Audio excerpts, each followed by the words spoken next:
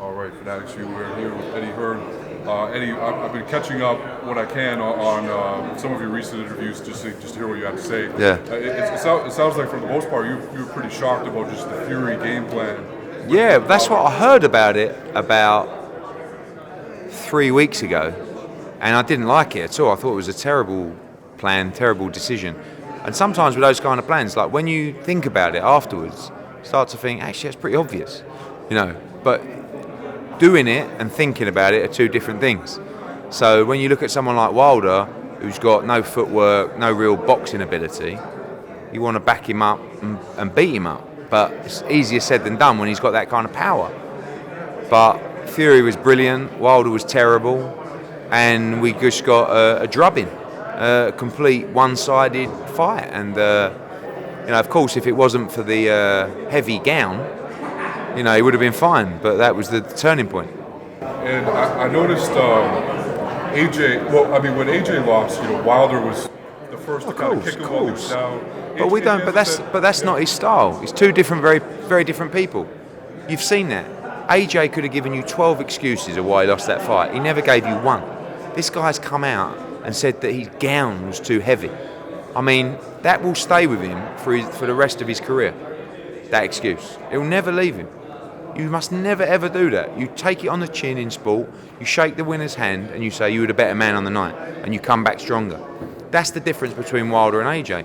And that's why you'll never see AJ bad-mouth people when they lose. He don't kick people when they're down. He don't wish bad on people. He knew Fury would win a fight. He told me. I was having arguments with him. But he's never going to do an interview and say, ha ha, you got bashed up. It's not his style. He's got more class than that. And he'll leave that to me. Did you were you able to have a conversation with AJ? Yeah, it's Sunday, Saturday after. He thought it was a great performance. He thought Wilder was terrible as well, but I think he's always thought Wilder was terrible. Yeah. And he was a bit disappointed because secretly he wanted to knock out Deontay Wilder, but also he loves to fight Tyson Fury. He sparred him before. They've grown up together, but grown up in the sport over the last few years. It's just a monstrous fight.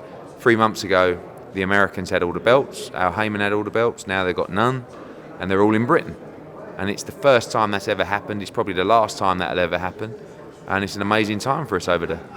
If I know there's a lot of variables, but I guess we can all assume the rematch is going to happen. So I guess does that put Fury AJ into 2021? Well, no, I hope not. And I think that starts becoming too late because really there's no excuse why that fight shouldn't happen next. Everybody would prefer that fight next, from the fans, the promoters, to the fighters. Deontay Wilder, of course, will want to do the rematch. Is there a deal to be done to let him wait? Probably won't want to do that deal because he won't want AJ to get the opportunity to be undisputed. He never has wanted to. So we'll see. We've got to fight Kubrat Pulev, but we'd much prefer to fight Tyson Fury. So if there's a deal that Bob Arum can come up with to work that all out, we're all in for that fight next. If they're going to rematch, I hope they do it sooner rather than later. I hope they do it at the end of July, so we can do ours in November, December, because we don't want to wait till 2021. We've also got Dillian White as the mandatory.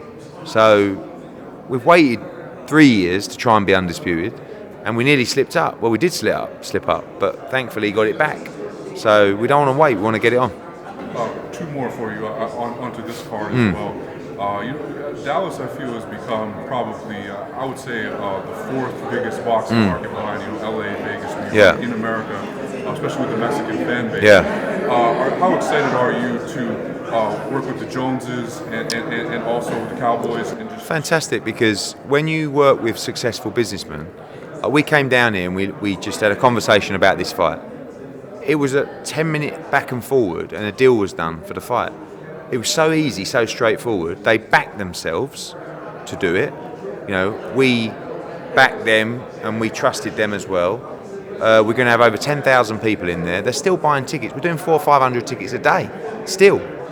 And in America, the difference is, in Britain, when we announce a fight, we buy it when it's announced. In America, you do buy it when it's announced, but you buy most of your tickets on fight week. The Brits don't do that at all, so you're either bored or you're lazy, one of the two. I don't know which one it is. So it's amazing to see the support, and people are coming in. You're going to have a huge crowd in there on Saturday night, and that makes us want to come back. But if we didn't deliver that, then they wouldn't want us back. So the partnerships work well. It's going to look great on TV, and it's an amazing card. That's the main thing. And it's always great as a promoter when you're sitting here with an amazing card, because sometimes you'll do a card and might have a good main event, but the undercard's not that strong, and you're sort of selling it, and but in your heart, you know that a couple of the fights aren't great. Here, it's like card, right? terrible, Yeah. terrible. Listen, no one's even talked about how bad that undercard was. And to be fair, the main event was exciting. So in that instance, people don't care. Do you know what I mean? But when there's a great card supplementing a great main event, that's when you can stand there as a promoter and be very proud and be very excited. But more importantly, be excited. I'm excited to go to this show and sit there and watch the whole card. That's how I should feel at every show. So more the merrier. Last one for you. In the presser, you mentioned how Mikey Garcia has been stubborn. Yeah. I'm wondering, what was the final kind of thing you did? Just or conversation you had persistence. to Just walk persistence. Like I met him for the first time in June 2018, and that was just when we were about to launch the Zone. And he looked at me like I was mad. He was like, "Who is this guy? What's the Zone?" And then as we continued, as we put on good shows, as we signed Canelo and Triple G, he was like, "Oh, okay." So meetings, and then just eventually, this fight came up, timing came up, and he wanted to give us a spin. So he's given us a spin. It's been great. I think being a Brit, sometimes you don't understand how big certain people are. When he came to the Jacob Chavez fight, I was sitting there and I heard this noise, and the whole place stood up like this, and he walked out to take his seat. And I was like, wow, this guy's a big star, and that's great to represent someone like that, because there's not many fighters that have that kind of effect on fans. He's one of them. Like, genuinely, he's a superstar. But this fight is so risky for him because he's expected to win. And there's a lot of people that think Jesse Vargas is going to win this fight.